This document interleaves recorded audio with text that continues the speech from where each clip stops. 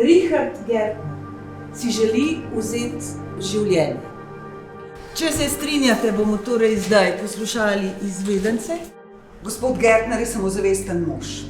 Razen nekaj starostnih nadlog sem celo precej zdrav.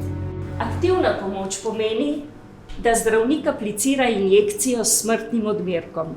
To je prepovedano, to je tako imenovani uboj na zahtevo.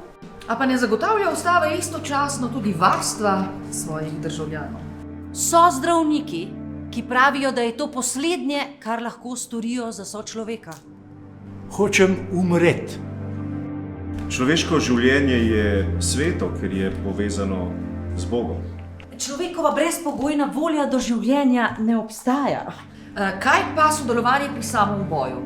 Naloga družbe je, da tem ljudem ulije upanje, ni pa naloga zdravnikov, da jih ubijejo. Za cerkev ni prav, da človek stremi k sreči in se poskuša izogniti trpljenju.